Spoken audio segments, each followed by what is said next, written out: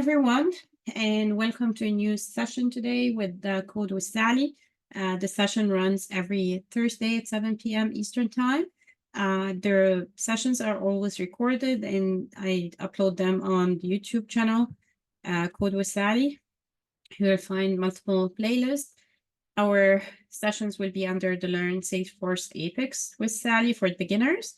And if you have any questions from session to the other, you can reach out to me on LinkedIn or Slack. If you are with us on Slack as well, it's easier to communicate there.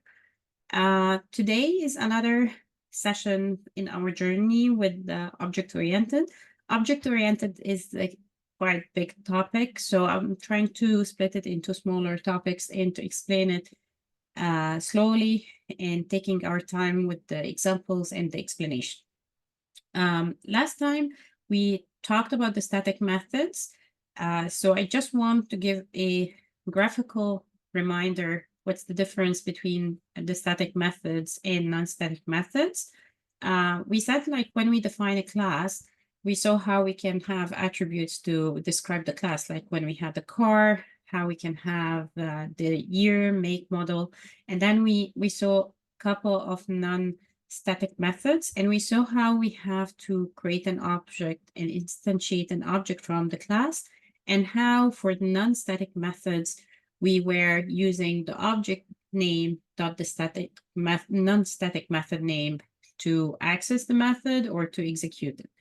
And last time we discussed how the static method is different, because in that case, you don't use an instance of the object, you use the class name itself dot the static method name. So I just wanted to give this graphical presentation because I didn't have it last time on the slides. If that's something that will help anyone to remember, static is the class name dot the method, and non-static will be accessed through the object, which is an instance of the class. Before jumping to the new topic, if anyone has a question, I'm happy to answer it. If not, we'll go to the topic of today. Okay. In the chat, I don't see questions, so I think we are good. Okay. So today, the next topic we want to discover is this keyword. We saw, let me open here the Code with Sally, my Visual Studio Code that I connected to my developer org. And we saw at some point when we first created the car class, we saw that I created here a constructor. And for anyone who doesn't remember, the constructor is a special type of methods. It's the same. You'll find that it's the same name, or the method name is the same as the class. And we don't have a return type and just the access modifier, and the method name is the same as the class. We said those are the constructors. We use them to instantiate the object from the class. And while I was doing that, I had an example here for a constructor, and I used this dot make equal make value. But we didn't talk at that time, what is this, or what's the usage of this? And that's what we want to cover today, because it has multiple ways to use it, and I love how we can use it. Some of them, even when I was preparing the slides, I never thought about it before, and I didn't use it myself before. So I was happy to learn something new as well while preparing for the session. So let's talk about the definition for this keyword. This keyword refers to the current instance of the class, which is the object in that case. Like when I'm using this and I'm working with S1 car, that means it refers to the S1 car here, the first object, the instance or the object that is called S1 car.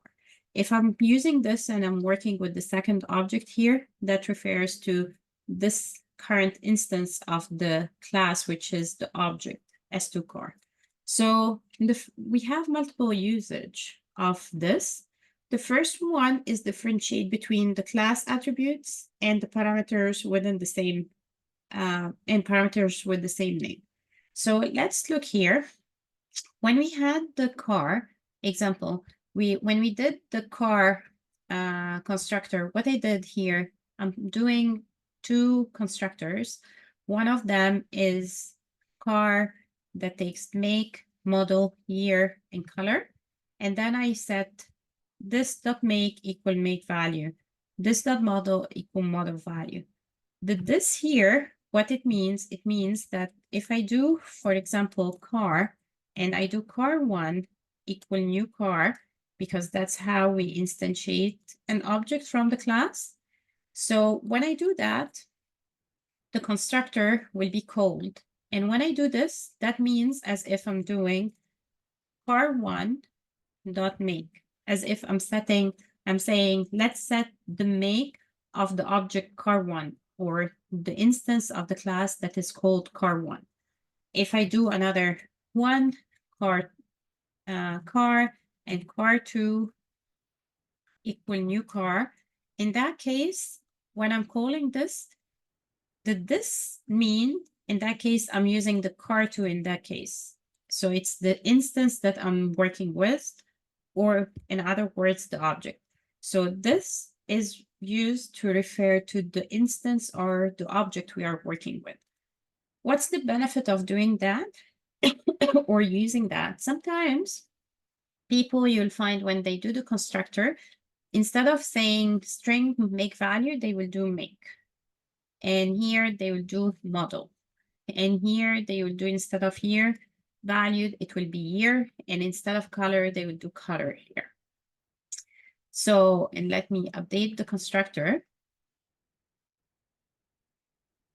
So that helps me, or helps the code to know or differentiate between the parameter that is the same name of the attribute. Because usually if you have, let's say here, a attribute called public string, I cannot make another attribute with the same name. It will throw an error because the variable needs to be unique, or the name of the variable should be unique. But here, using this helps me differentiate between the parameter that I pass to the method or the constructor and the attribute of the object. So that means here, when I'm using that and I am doing the car2 instance, that means I'm saying set the make of car2 to be the make value that I passed in the constructor. Sorry. So that's the first usage for it, that we are differentiate between the class attributes and the parameters within the same name. So we saw here, as an example, in the constructor, you'll find a lot of people do this. They use the same name of the parameters for the attributes. So they will pass make, model, integer, year, and color, and they will name it the same name of the class attribute. But this helps me differentiate the parameters that are passed and the attributes of the instance or the object that I'm dealing with. And that's the first type of usage for this. Does that make sense?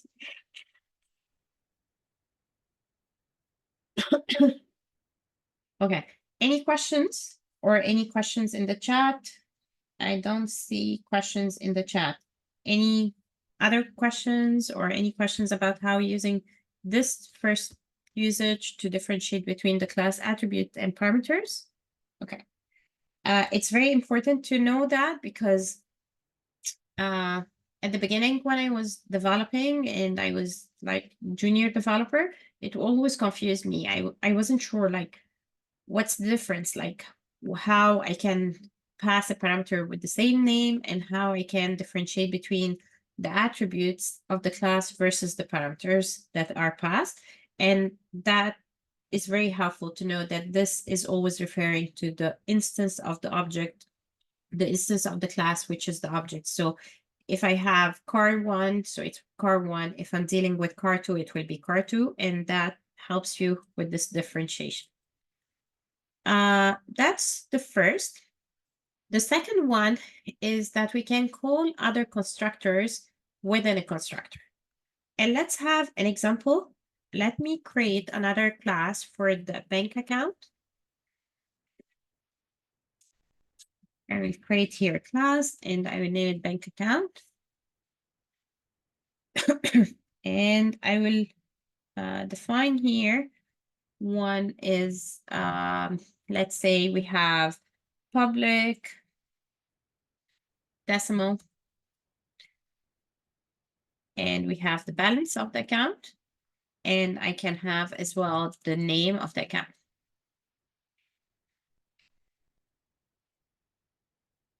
Okay, and then I can have a constructor. If I want to have a constructor that I pass the initial balance, and the initial balance, when it's passed, it will like set the default value for the balance of the object. Can someone help me write this constructor by sharing the code in the chat, and I can take it, copy and paste, or verbally, and I will write it down?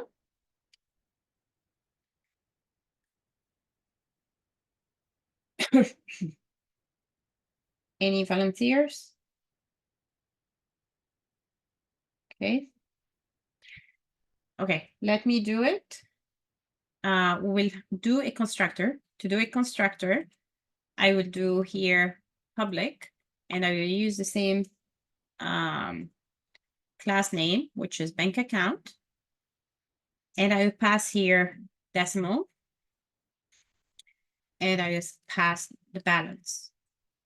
And I made the balance again the same. I could name it initial balance, but I want to use this. So I will do this dot balance. That means the attribute of the class, I will set it with the balance itself. Okay. The second one, I can have another constructor that will take balance and can take account name. So here I can do here string account name. And here this dot account name. So I'm setting the attribute of the class of the object with the account name that is passed to the constructor. And let's add another variable here, or another attribute by default.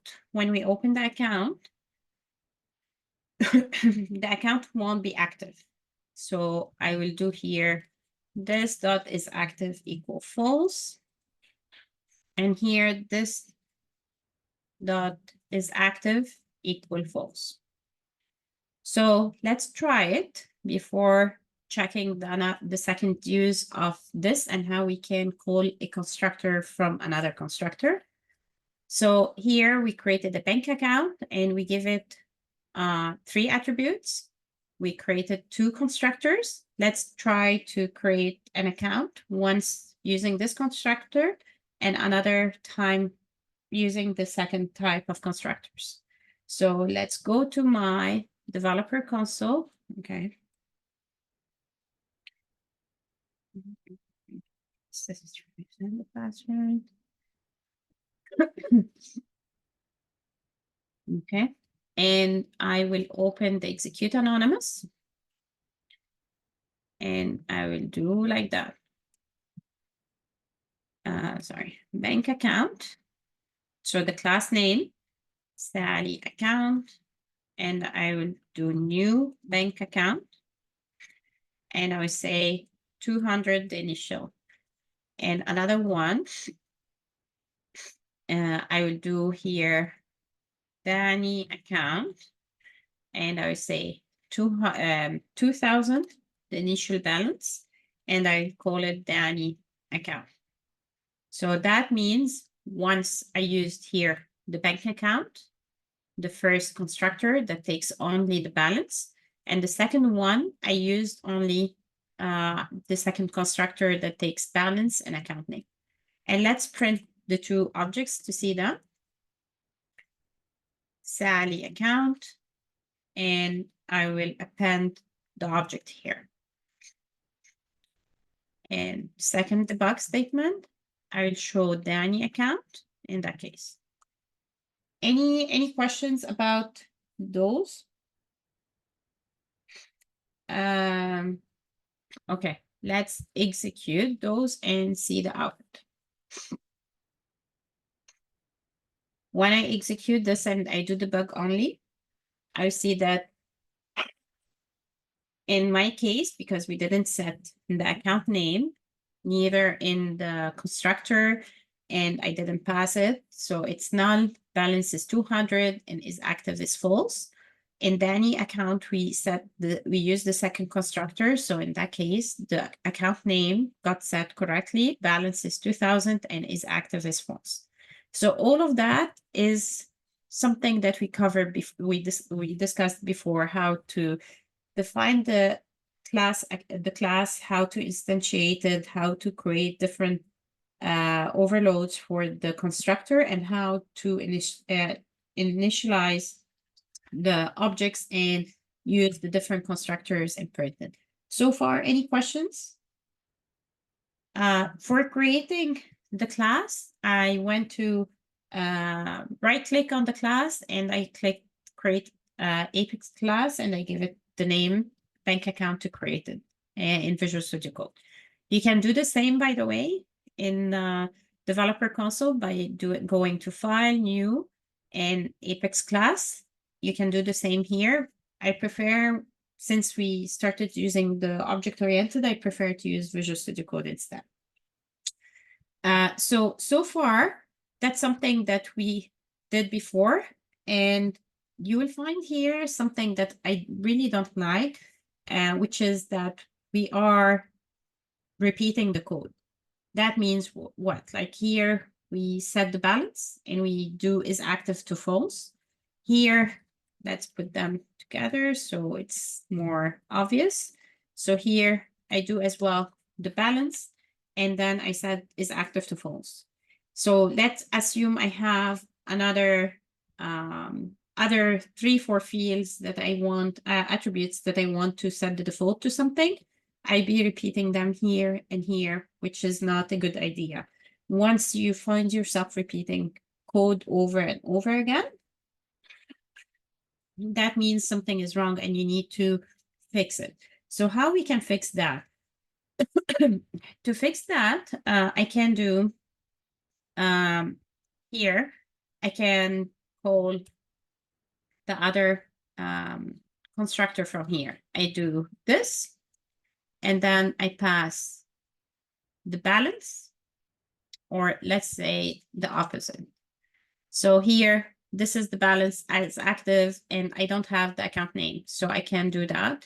I can do this, and I pass the balance that I have, and I can pass here default account name, for example.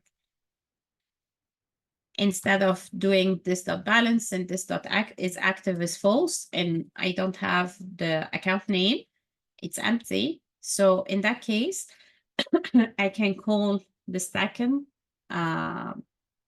constructor from the first one.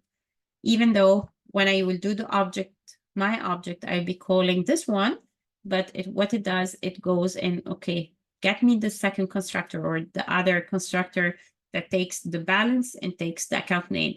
So it will go and call this one, and it will set the balance, and it will set the is active. And in that case, because I didn't pass the account name, it will use the default value that I prepared here for myself. So let's try to save this and deploy it.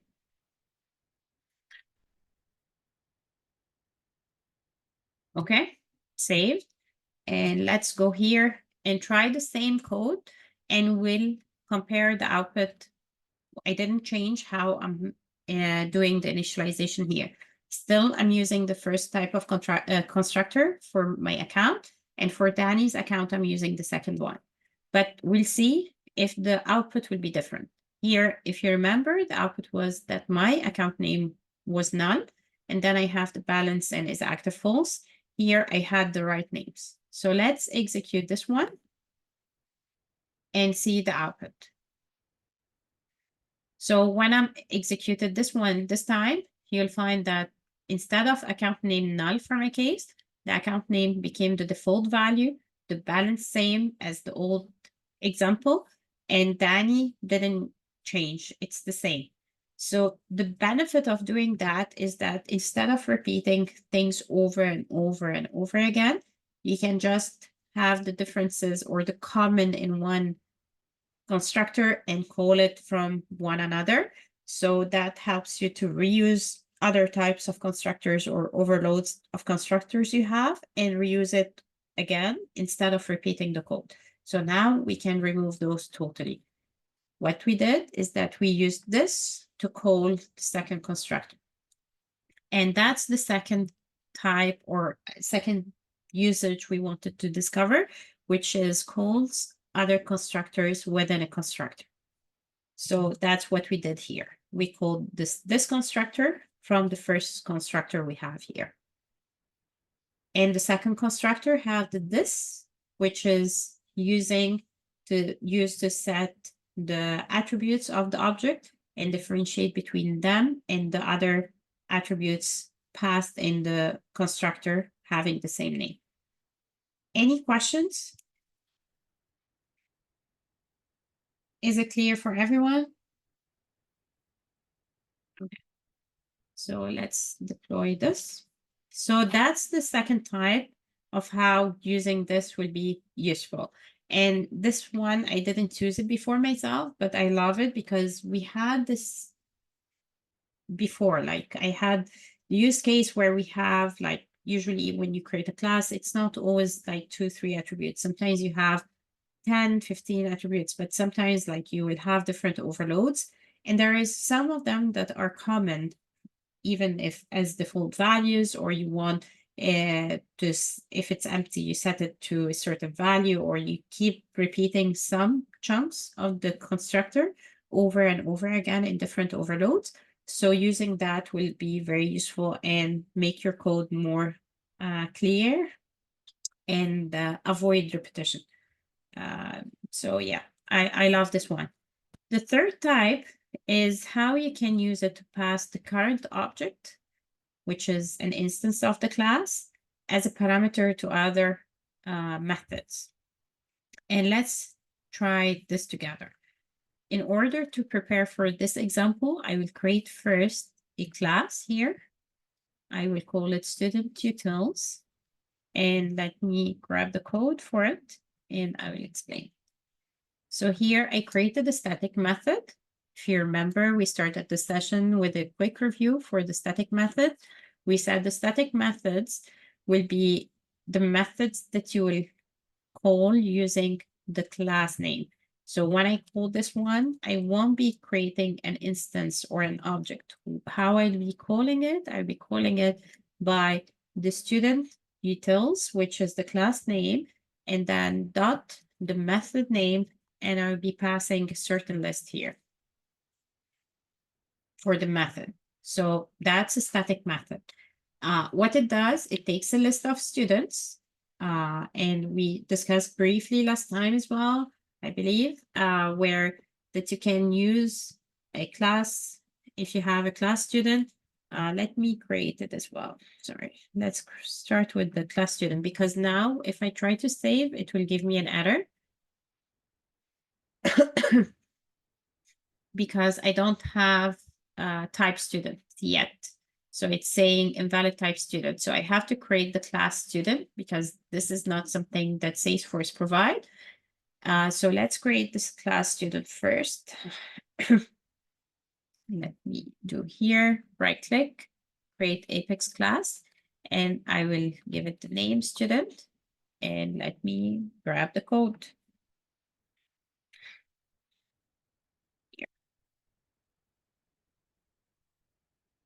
Okay. So what we do here is that we have a class student. We give it 2 attributes, one called name and another integer as its grade. We created here a constructor.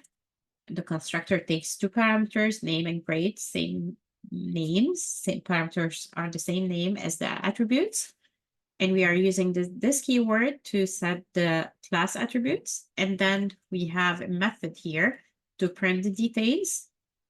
This is not a static method, which means to call it, we have to create an instance of the object of the class, an instance of the class, which is an object to call it through it. So that's the class student. Let's deploy it. So that's what we did here. We didn't use yet this to pass it as a parameter in a method, but I'm just preparing for the example. So we have the student class, name and grade, constructor, and a method. And let's close this one. And student utility, this one, what it does, it's a static method. It takes a list of students and go through student by student using the for each that we covered before.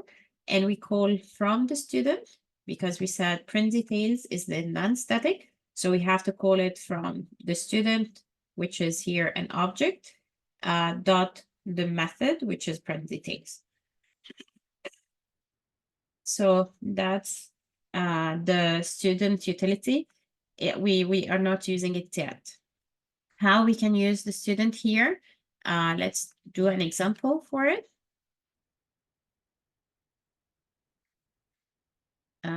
Here I do student one equal new student.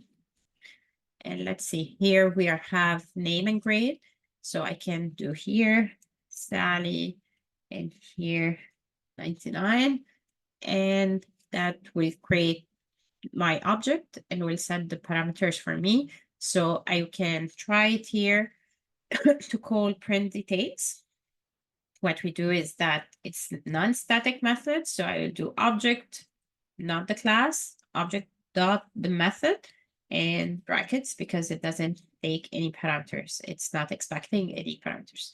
So let's try this, execute it.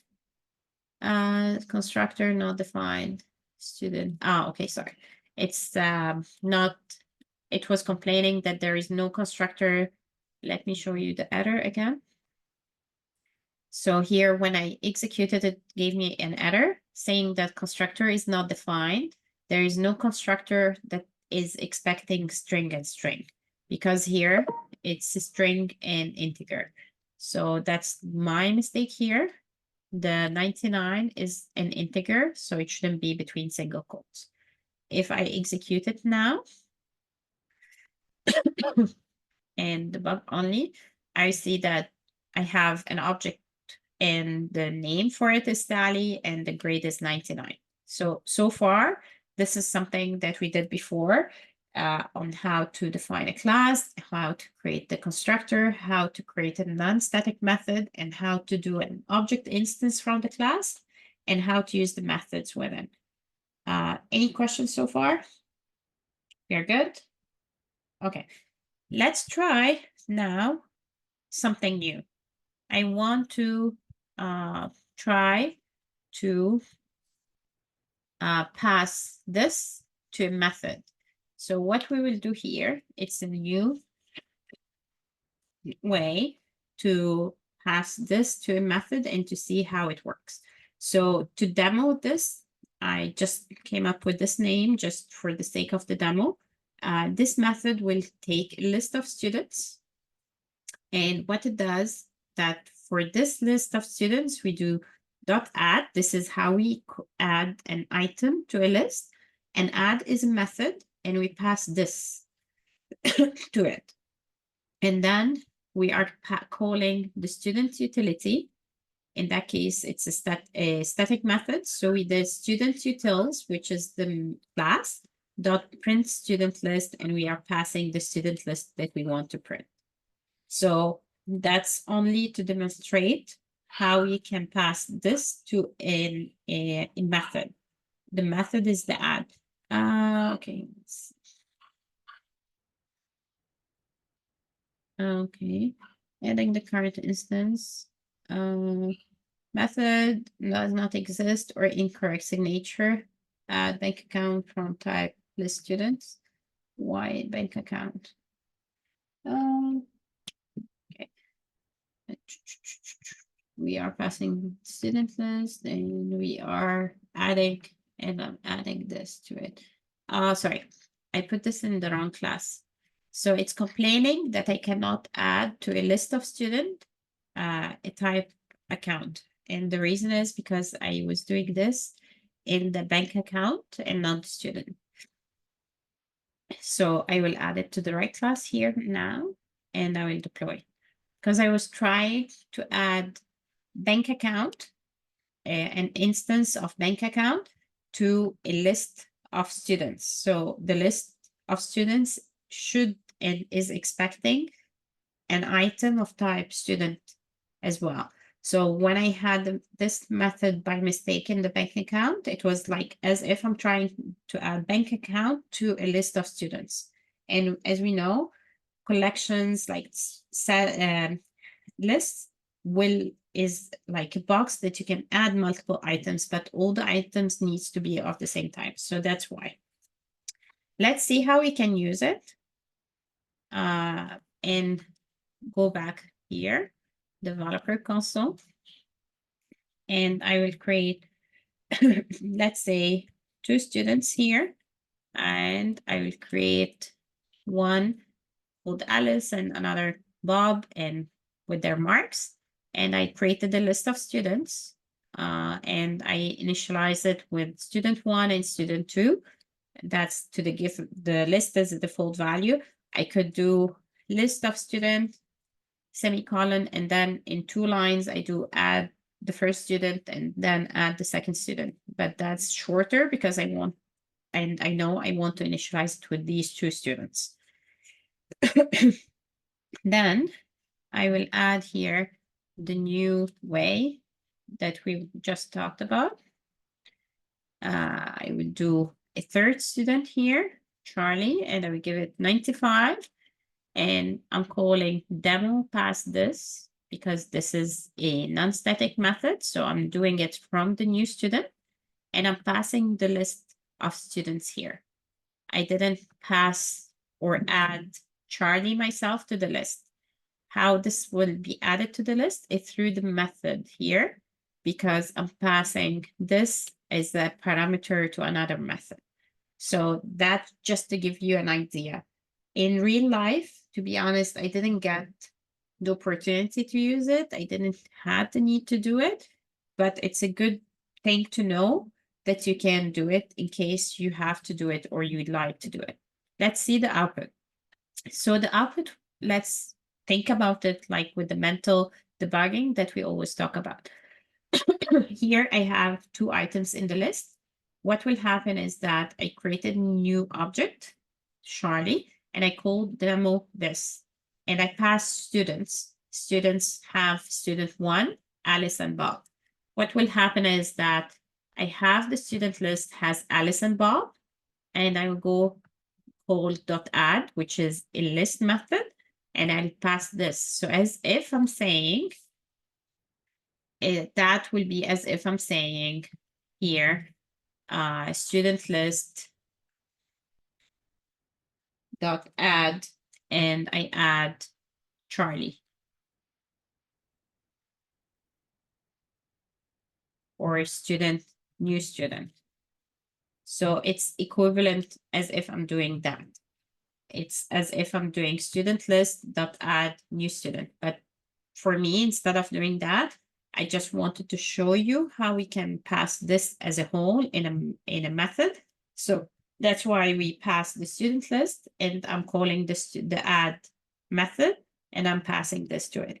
And then I'm calling the student utils, which has a static method expecting a list of students and will print their details. So let me save this and we'll try it together. Let's execute it. And I will do debug only so you can see it. Now, nothing before, like here in the developer console, I didn't do any prints. Here, I didn't do any prints. The print only happened in the student utils. And as you can see, it printed the 3 of them. because the student list had these two. And when I called demo past this, it took the list that has the first two and just added the third one to it. And then looped on it and showed the output on the screen. Any questions? The last one, to be honest, it may be a bit confusing. I'm happy to go through it again. It's not very common to use, but it's a good thing to know. The most two common usage of this will be one, that whenever you are doing the constructor, people tend to use the same name. And also the second is whenever you want to access the attributes of the object within another method, you will do this dot name. So I'm saying that I want to get the attribute name of the object I'm working with. So this is the very common use. The second one that I think it will be good day to day and something to think about is calling a constructor from another one using the this. The third one, passing this in method, I don't know how much it will be useful in day-to-day job, but it's a good thing to know that you can pass when you use this and you pass it, that means pass the whole object I have to the method and do whatever the other method is doing. Any questions about those? In the chat, I don't see messages. Anything not clear? Okay. So that concludes how we can use this and the importance of this. And it helps you read the code because some people use it a lot. So it's a good thing to know how to read the code and don't get confused. What is this and what's the meaning for it? The next topic I want to talk about is very important. I don't think we'll have the time to start and finish it all. So we'll get a big picture about one of them, of the main principles, and we'll see if we'll continue or take it over from next time to talk about them. But in general, if you go to Google now and say object-oriented concepts, principles, you'll find that even if I do like images, you'll find people always are talking about encapsulation, polymorphism, abstractions, inheritance. So everyone is talking about these principles. So they are very important. And those are the 4 principles that we want to start talking about. Encapsulation, abstraction, inheritance, and polymorphism. It's very important to know them and to know what they mean, how to implement them in Apex, and to know the meaning, because I like to say that always the object-oriented concepts is an important concept to understand because it can be applied to any other language as well. I was using C# and we had object-oriented and we had the same concept. So it's not just for Apex. Object-oriented concepts and principles are something that can be in every language you will be working with. So it's very important to know the meaning and the importance of them. So the 4 of them are encapsulation, abstraction, inheritance, and a polymorphism. You'll notice that I have 2 of them in green and 2 of them in blue. The 2 in green, I felt that they are more appropriate to cover in the beginner course that we are doing in depth because they are easier to understand and implement. The inheritance and polymorphism are, in my opinion, should go to the intermediate level when we cover that in the future. I will try here in the session for the beginner, like to give an idea about it and an example. But if we feel like it's too much or it's too complicated, let's drop it for now. Like it's good to know or to hear about it and have an idea about it, but we'll cover it more and we'll do more exercise and more examples of them when we go to the intermediate level. But I want you to hear about them and know that they exist because as you saw, like whenever you search for object-oriented concepts, I didn't even specify Salesforce or Apex or anything. You'll find that these 4 principles are the majors. Okay, So the first one that we'll try to give an idea about today, and we'll take it over again next time because I feel it's a big topic. I don't want to rush it in 10 minutes or 15 minutes to get it done. But we'll go as much as we can now and we'll continue it next time. So the encapsulation is like when you have a medical pill, there is something inside, but you don't see it and you don't let other people see it. It's encapsulated inside it. So it's the same, like the class, our class is usually, we think about it as the pill, and we'll have inside of it like our variables or our methods. And encapsulation, per definition, is the concept of restricting direct access to some of an object components. Like we can have a class with 3 variables. I want to give everyone access to 2 variables of them, but I don't want them to access the third variables anytime they want. So this concept is very important when we want to hide the internal state of an object from the outside. And that's what I mean by you may have 3 variables, and we usually refer to the variables or the attributes of the class as the state of the object, because we said, like when we had the car, there is a car that is Honda CRV, so that's the state of the object. Maybe sometimes you want to hide the VIN of the car, you don't want to expose it. The benefit of the concept of encapsulation, it helps unauthorized access and modification of data. So let's see it in an example here, like the bank account. I have here, we saw that we created a class and we have here decimal balance, string account name, Boolean is active. And let's create an object here from it. Account 1 equal new bank account, and we'll pass here the default 2000, and I print system.debug account details, and I will print account 1. Here, that will print for me the details of my account. We'll see, because we are using this constructor, we'll see that I got the default account name, and then the balance is 2000, and by default it's not active. Okay. One thing with the encapsulation, and we want to see how that is like not optimal. Now, anyone can say, okay, yeah, you said that the initial balance is 2000, but I can go say account 1 dot balance, and I can say it's $1 instead. So let's print here that account before and here after. And when I will execute this one here, I will see that the first one I have the balance as 2000, and the second one is balance is 1.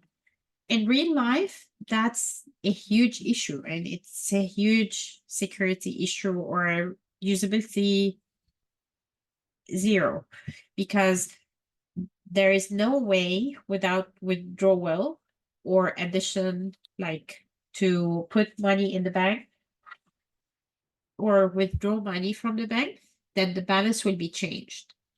And giving anyone the access to change the balance without withdrawing money or depositing money, that's a big red flag, and it shouldn't be allowed. So that's the problem that we want to solve with the concept of encapsulation.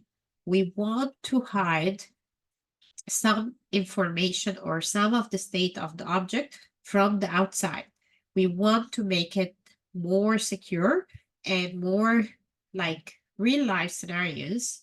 You don't want anyone, once we set the default account balance, we don't want anyone to just change the balance randomly without withdrawing or depositing money. So what would we do in that case? In that case, what we need to do is we want to do a method for depositing and another method for withdrawal. So let's do here public void, and I will do deposit, and I will do decimal amount, and I will do if the amount that is passed greater than 0, because I don't want someone to call deposit and pass a negative amount. I would just want to deposit only if the amount is greater than 0. So I do balance plus equal amount. And we can get into the habit to say this dot balance plus equal. That means as if I'm doing this dot balance equal this dot balance plus amount. So that means add to the amount or the balance you have the amount that we passed. So let's try this method.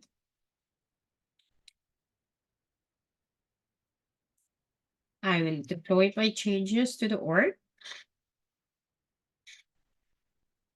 Waiting for it to change. Quick question until that gets saved. And you can use the chat. Do you think having this method now solve the problem that we want to solve or no? Did it solve the problem? Yes or no? I'm looking to the chat to see the answers. You can type yes or no.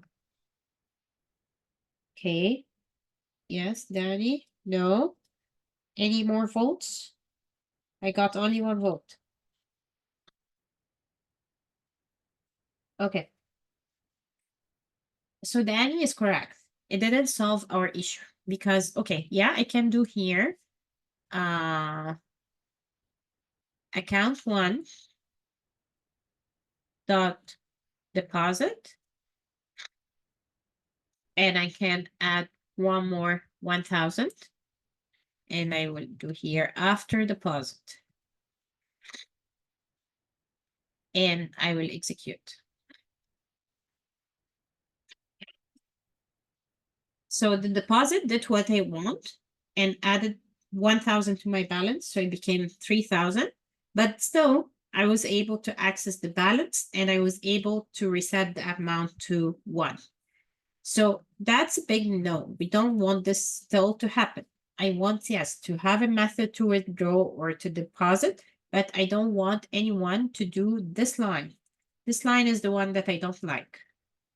So how to do that? The first way to do that, and that's what we will cover only today, is another,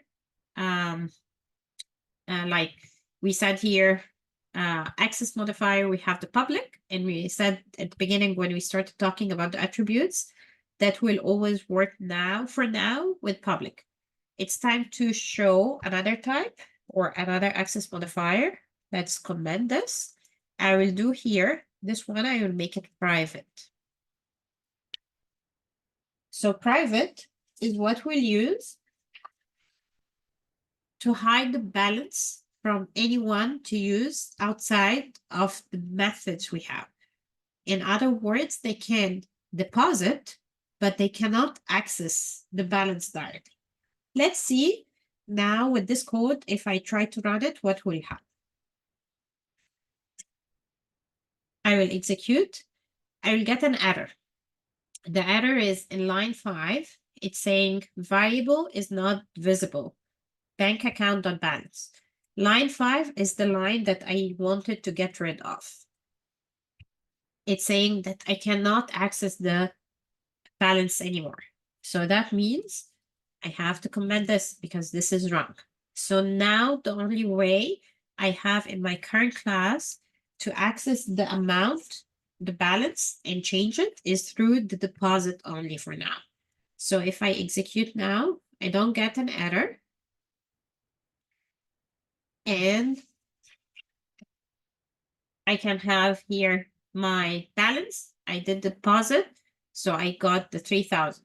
Okay, so now, okay, I can deposit and I can add. How can I take out money? I do the other method, which is withdraw.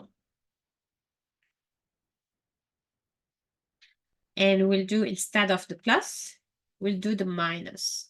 So that means whatever you have in the balance, take out from it the amount that we passed. So let's save it and try.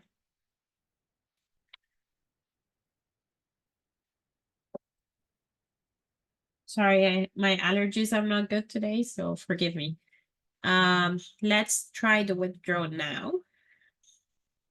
I will go here and I will do account one.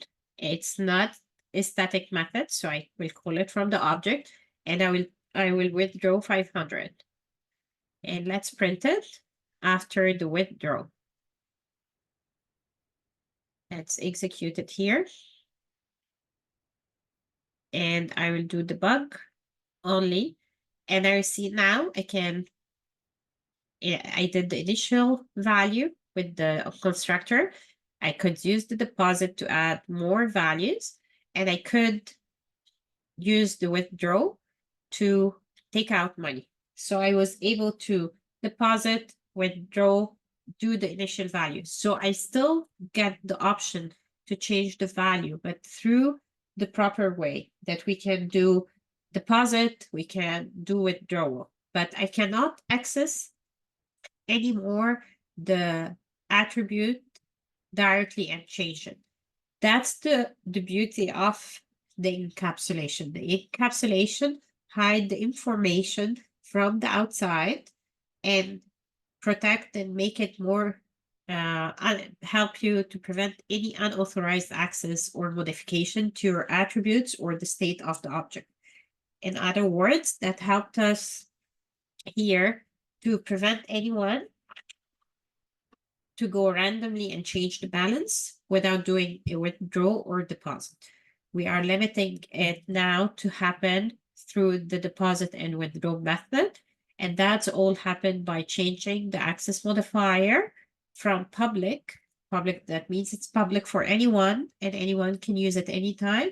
And we change it to private. So that's the encapsulation and the benefit of it. And we have two ways to do that. We covered the first way, which is the private access modifier for the attributes. Next time, we'll continue again with the encapsulation. We'll review again the private and how that helped us. We'll talk more about the getters and setters and how we can get and set the value. We saw only now how we can do that through the methods. We want to add to that as well, show you more the get and the setters again. And I will show you another way, more concise and more less code to do something similar to what we did with the private access modifier. So next time we'll start from here and we'll continue through the other different principles for the object-oriented concepts. I want to thank you so much for attending the session today. And if you have any questions from here till next week, reach out on LinkedIn or Slack, and I'll be happy to help you. And if you missed the previous videos, I encourage you to check the YouTube channel and watch the previous videos. And if you have any questions about them, also reach out to me. I will see you next time.